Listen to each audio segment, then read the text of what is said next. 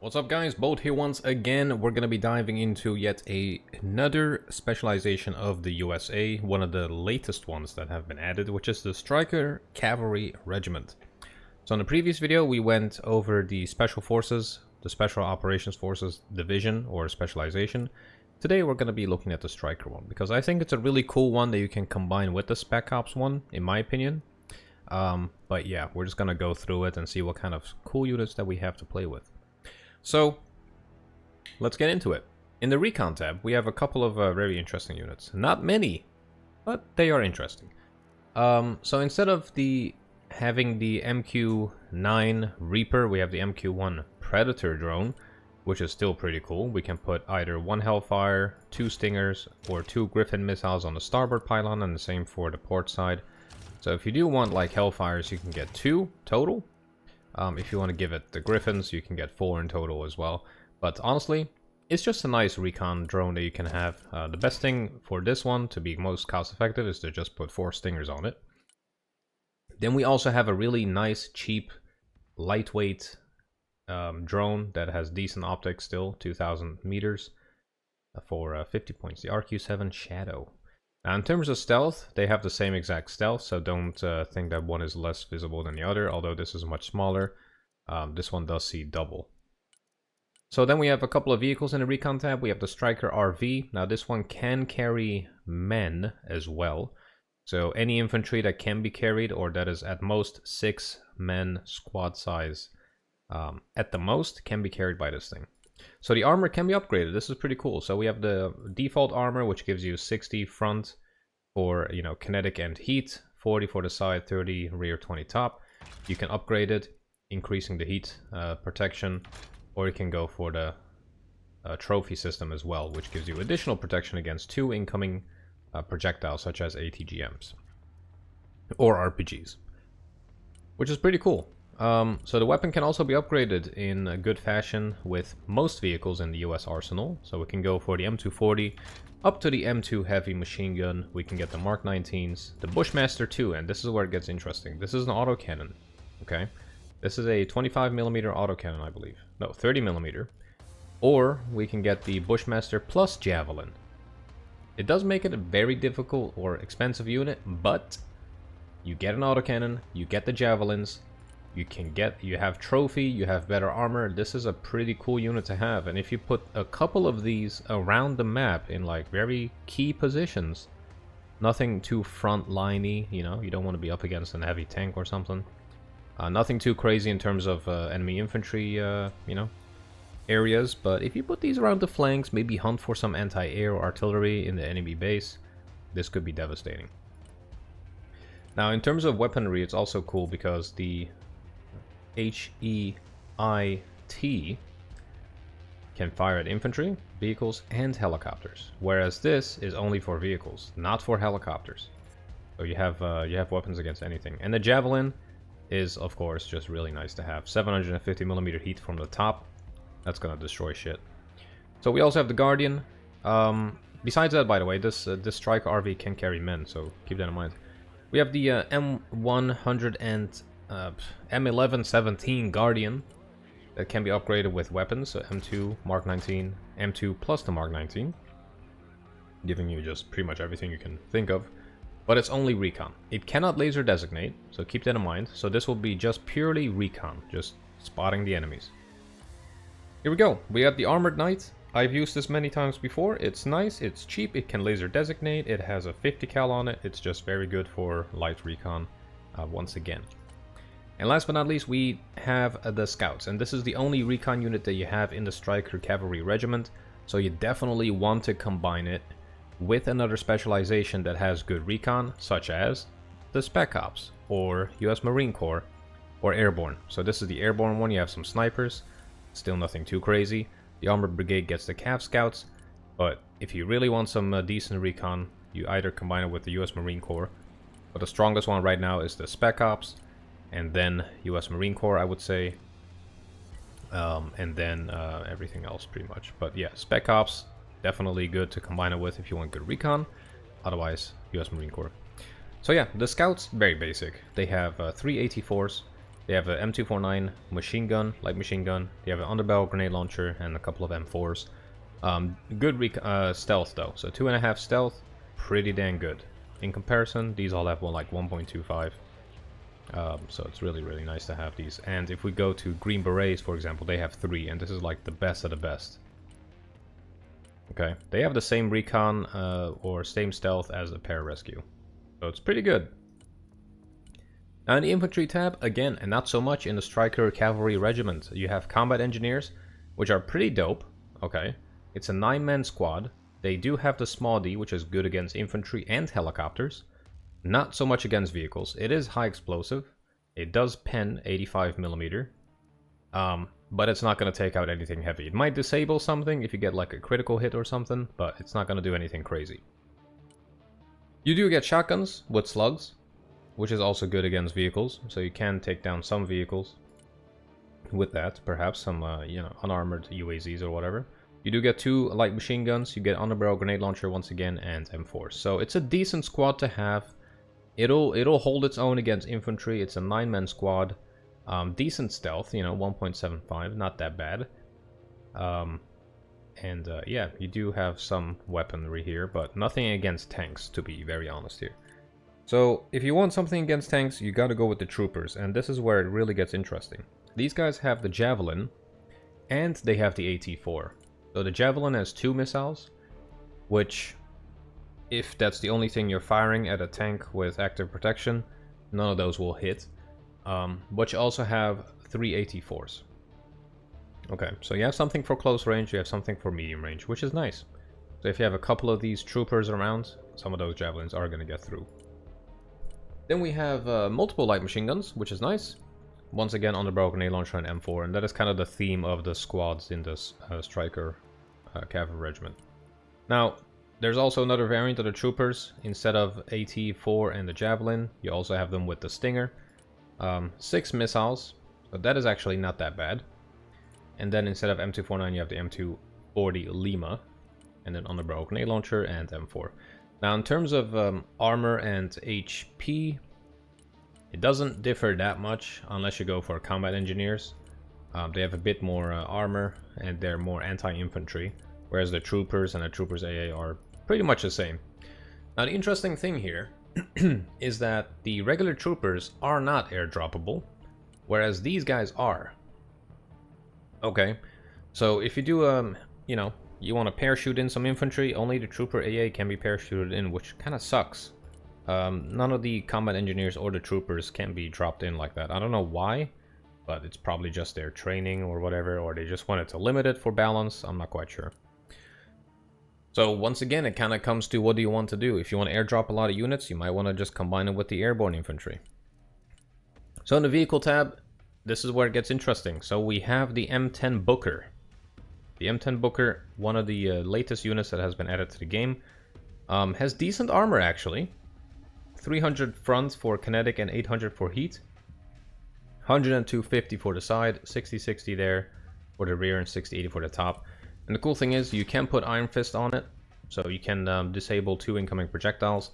And the weapon can be changed from 105mm, that can fire at infantry and vehicles, of course, with a decent pen, up to 520 on the APFSDS, and 200 with the Hesh.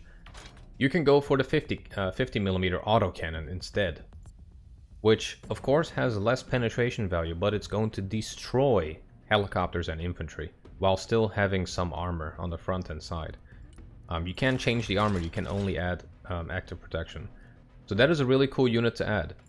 Now, once again, this guy is not airdroppable, which makes sense. It's a very heavy unit, but we're going to get to that here in a bit. So we have the battleship. This thing is quite funny. Rolling Thunder on the side there. I do like the decals. What does this say? Crayola Club Run. Yeah. This thing can be kitted out with just ridiculous things. So on the rear, we can add the M240, 50 cal grenade launcher, or a TOW2A. Okay, this is a TOW2A, direct attack, 900mm heat pen though, so that's quite a bit. The central, this guy, can either be given an M240, a 50 cal Mark 19, or again a TOW2A. And the guy on the front can be given either a M240, M2, or Mark 19. So if you really want to go heavy and just have 50 cals, you know, just blasting everywhere, you can do that, which could be quite funny to have. But if you want to make this a grenade launcher battle tank, you can put 3 Mark 19s on it. And I think that'll actually do a ton of damage. I kind of want to use it. So the Stryker ATGM. This is one of the first units that can be airdropped as we speak. So it is an airdroppable unit unless you upgrade the armor. Then it just becomes a bit too heavy. So if you want to airdrop your Strykers, you cannot upgrade the armor. So speaking of upgrading though, you can upgrade it with the SRAT, the SRAT 2 reactive armor, which buffs up the kinetic and heat protection quite a bit. And you can also top it off with AP, with a trophy APS. I wish there was only an option for APS and then being airdroppable, but that could, yeah, that would probably be a bit too OP. But yeah, it's quite a cool vehicle. Can be made quite cheap if you really want to use it defensive. So with the TOW-2A, the direct attack TOW-2s, it's only 70 points. If you go for the top attack ones, it's 95. In terms of penetration, if you look, it's 150 millimeter on with the TOW-2B. So it has 2 launchers actually, I believe, right? No, it has 2 different types of ammo. So the TOW-2BB has 150 millimeter heat up against infantry or vehicles, but the top attack TOW-2B has 250 millimeter heat. So some of the Russian tanks might still survive 1 or 2 hits with this, even from the top, because some of them really have some insane top attack or top armor. But yeah, this guy actually has different types of ammunition. In terms of distance, they are exactly the same, it seems. And let me see here. Yep, and they can both be intercepted by APS, so that is also good to know. And they're the same speed as well, so that's kind of cool. So we have the Stryker ESV. It's kind of like the engineer version of the Stryker. The armor can be upgraded once again with the same packages that we saw with the Strykers, the Stryker ATGM, and also what we will see with the Stryker ICV and the MGS. But the weapon can be upgraded. So this is an engineer version of the Stryker. You can give it a Mark 19, a 50 cal and a javelin, or a grenade launcher and a javelin. So really just kind of depends what you want to do with this. But it can carry 9 soldiers. So this is kind of where you start seeing some transport capabilities of these units. So of course the M10 Booker cannot transport. The battleship cannot transport. This is literally just that. It's a battleship. The Stryker ATGM cannot transport, but the first one that can is the Stryker ESV. That's you know, in the Stryker Cavalry Regiment only. So 9 men can be transported with this, which basically takes care of all of your infantry units and also your recon. Now we also have the Stryker ICV. This is the infantry carrying vehicle without the you know, the front plow. In terms of armor, we can upgrade it as well. And if we just compare it with the two, just to make sure they have the same. Yep, they have the same exact armor. It would kind of be cool that the front armor of the ESV would be a bit higher because of that plow. Like maybe like just 10 points, you know, just to add it a bit, give it a bit of an effect of having this.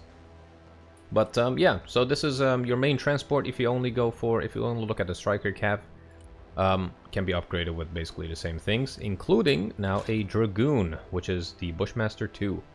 So you can actually have an auto cannon, kind of like an LAV-25 vibe transport here.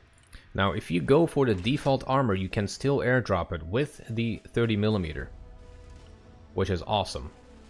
So you can have this guy being dropped at the beginning of a match, behind enemy lines, wherever you want, with a 30mm on top of that thing, and just wreak havoc. You can also go for the 50 cal javelin, which might be more useful actually, since you're probably not going to stay alive for too long. But that gives you something to think about. And then last but not least, we have the Stryker MGS. This is the big boy, can also be airdropped, so keep that in mind as well. Can be upgraded with better armor. And instead of a 50 cal as a secondary, you can give it a Mark 19 as a secondary. You cannot change the main cannon of this one. So the main cannon is pretty good. 520mm kinetic pen max with the APF SDS. And with the Hesh you can get 200mm heat pen at most. which is quite nice, you know? If you get a couple of these up against a heavy Russian tank, you know, maybe get some side shots or something, you'll definitely do a lot of damage. Now the support, we actually have some decent units in the support tab here with the Strikers. I really love the collection of different units that we have. We have the Centurion C-Ram, perfect for intercepting incoming missiles. Can be seed missiles, can be cruise missiles, can be ballistic missile. I believe it also intercepts ballistic missiles. Anything besides rockets and dumb bombs. It's great. It's great. So the range is 1,000 to 1,200, so 1,000 on ground, 1,200 in the air. Either low altitude or high altitude, does not matter. It's a really nice defensive unit. Definitely would get the B-kit armor, which might save you if there's like a seed missile that drops right next to you, and you don't die from the splash. But yeah, it's definitely worth having.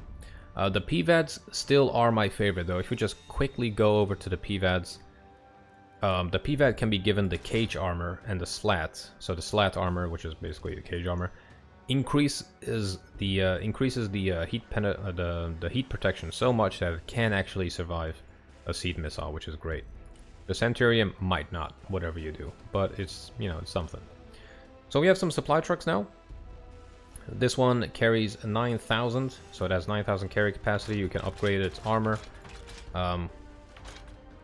You can either, actually, you can change it from the armored troop transport. So this is a troop transport version, carrying up to 24 soldiers and 4,500 heavy lift weight, to the flatbed multi-purpose, which decreases the armor but increases the carry capacity. And then you can give it some guns, but I wouldn't worry about that too much. So it kind of depends on what you want to do. You want to also transport infantry with it and have it some, you know, give it some armor, or do you just want to go, you know what, let's just get as much supplies as possible. Now we also have the M107 5A1 PLS. This is only for transporting 15,000 heavy carry weight. That is insane. IMARS. Now we have already played with this before, but it is back. We can give this guy high explosive warheads, so we get 6 rockets of high explosive. We can give it 6 cluster rockets. Now mind you, these are non-interceptable and they can be laser guided to your target. Attackums. So this is a 1 ballistic missile. Most likely will get intercepted. I haven't really seen these being that effective up against the people that we have played, but because they just micro their anti-air and they intercept these in time. But my favorite are the PRSMs. It's a smaller ballistic missile, definitely does much less damage. Well, these do more damage, but the blast radius is less than the Attackums, which makes sense. The penetration is lower as well, but it definitely gets the job done, and you can get 2 of these. Now this is one of the newer units that has been added, an MML Stinger. So this is a ground-based Stinger launcher. We can get 15 Stingers in this thing. We can get 15 Hellfires, believe it or not, which can also be fired at helicopters. And if we just look at the range, low altitude 2,000 versus 1,500 high altitude with the Stingers, it kind of switches places. So effective range, let me see here, let's just compare it.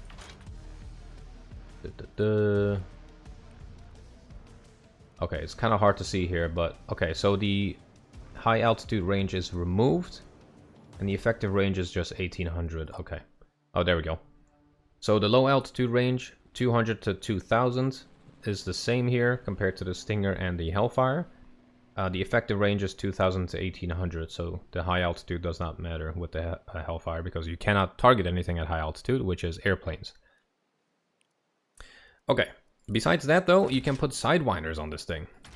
So instead of Stingers, you can put Sidewinders on it, and that gives it quite a good capability because it can now target missiles, and I mean, it's Sidewinders.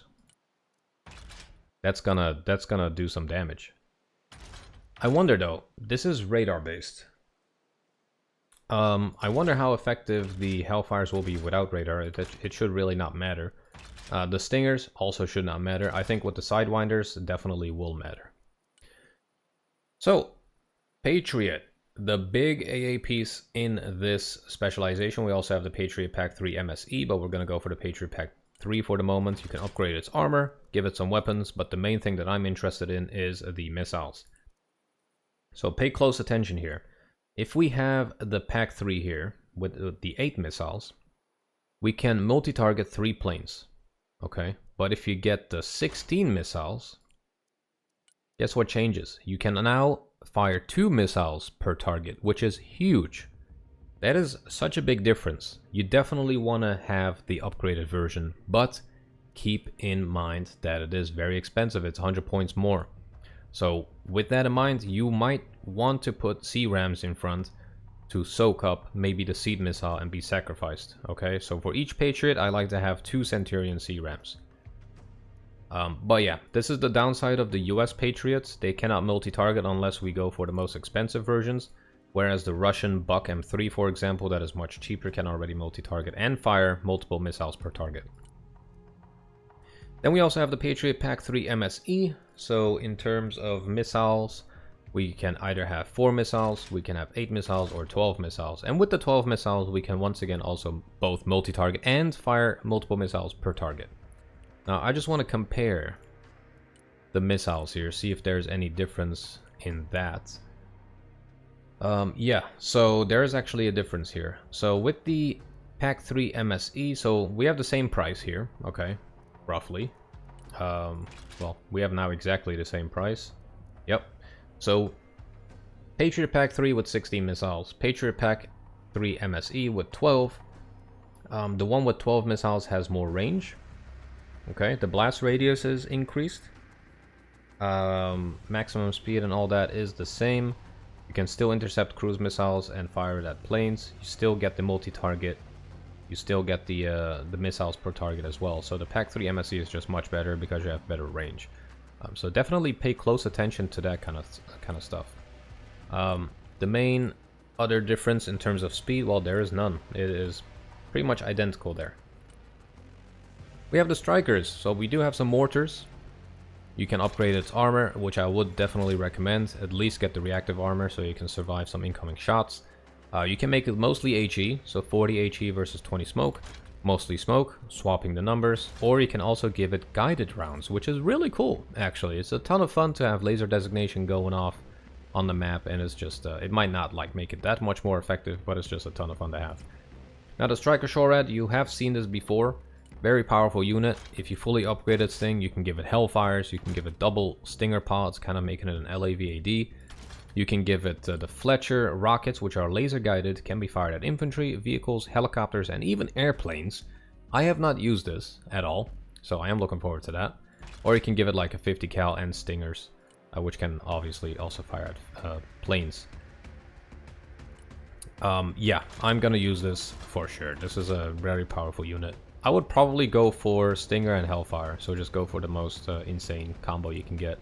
Now we have 8 Stingers, 4 Hellfires, 50 cal, and a 30mm. That is insane. And the 30mm, mind you, can intercept missiles. Okay? But it is radar, so the Shorad might get fired at. Now, if you just compare that to the PVADs... yeah. So, compared to the PVAD, the Shorad has more armor as well. So the top is the same, the rear is better on the Shorad, the side is better on the Shorad, and the front as well. So I don't know if the Shorad can survive a seed missile, but if it can, I might put the Shorad in front of the Patriots instead, you know? But we're gonna have to just play around with that a bit. Okay, last but not least, Stryker SPG. This is in a support tab instead of the vehicle tab because I don't know why they chose to do that. I'm not quite sure. But it's a self-propelled howitzer, so I guess that's why they categorize it as artillery, maybe. Can be fully upgraded with armor as well. The gun cannot be changed. You have a high explosive ammo in this, and we have smoke. So we don't have any AP FSDS or anything like that. So this is mainly, yeah, it is a howitzer. It's infantry support vehicle. Let's keep it that way. No helis. But in the air, we have the B-52 Strato Fortress, which can, of course, be loaded up with a shit ton of bombs. 45 Mark 82s, which are 500-pound bombs. Or 8 cruise missiles. Now, this is still a work in progress with the picture there. But, yeah, we can load this thing up. Now, that is on the bomb bay. In the wing pylons, we can add a lot more. So we can either add more cruise missiles, of the same type, or we can add cruise missiles here that are laser designatable, whereas the ALCMs are not. In terms of damage, these guys do more damage. These, in theory, would do more damage if you laser guided. We also have J-Sows, which are bombs, J-Dams, or Mark 84s. I would probably just go for the cruise missiles. And then in designation pod, you can even make it, you know, give it a laser designation capability. I would not worry about that. You want to keep these as far back as possible. Fire off some cruise missiles, and then like fly back, fire off some more, fly back, fire off some more, so that you don't move close to the enemy. Now the F-16C was added very recently. It's very nice to see this plane being added to the game. It's just an iconic plane in my opinion. We can give it ECM pods, because on default it does not have any of them. On the outer pylons we can give it Sidewinders, AMRAAMs, or a combination. On the middle pylons we can give it AMRAAMs, Mavericks, so ATGMs. We can give it Roci, so these are cluster bombs. Mark 82, so 500 pounds high explosives. Snake Eyes, which are high drag bombs, and Mark 82s, which are just big ass bombs. And in the inner pylons, basically the same thing, but you can also decide to go with fuel tanks. So if you want to keep this plane around for a long time and just give it as much, as many AMRAAMs as you can, so kind of in this way. So now we have 5 AMRAAMs.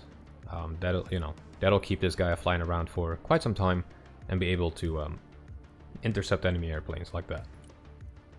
But honestly, I would try out some Mavericks. Mavericks have been pretty good. We also have the F-16CJ. Now this is the seed F-16 in the game when you go for Stryker Cav Regiment. So it's pretty good. You know, you can get 2 harms, and it already has 2 harms on its own. So, for example, right there, this is without me adding extra anti-radiation missiles. I would get 4. And on the outer pylons, you can either get, you can get some air-to-air missiles, but honestly, just keep it as cheap as you want. That's the best. Last but not least, we have the Viper. This is a pretty cool plane. So we can give it a laser designation pod. We can give it ECM. On the outer pylons, we can give it many different types of, well, it's like 2 different types of air-to-air missiles, either AIM-120s or AIM-9s, so short range or long range. In the middle pylon, we can once again give it AIM-120s or a couple of different types of bombs. So we have Stormbreakers, which can be laser guided, or some regular high explosives. But the J-Sows are very, very good. The cluster ones, these are really, really powerful. And last but not least, on the inner pylons, we can give it fuel, more Stormbreakers, or more high explosive or cluster bombs. So pretty cool specialization, I would say. So you don't have any helicopters. So once again, you want to kind of look at what you plan to do with your deck. If you really plan to play with a lot of helicopters, probably want to combine Stryker Cav with either Airborne or Spec Ops, because otherwise you'll have a bad time. If you really love your tanks, probably not a good one to combine or to go for Stryker. Otherwise, you'll have to combine it with the US Armored. So it is quite a cool dynamic that is in the game right now with all these different specializations and different pros and cons of each specialization. So I'm very excited for it. If you are excited as well, please do let me know down in the comments. I am going to go through all of these specializations until the game releases, and also give you guys a couple of like different iterations of the specializations I have. And with that said, I hope to see you guys back in the next one.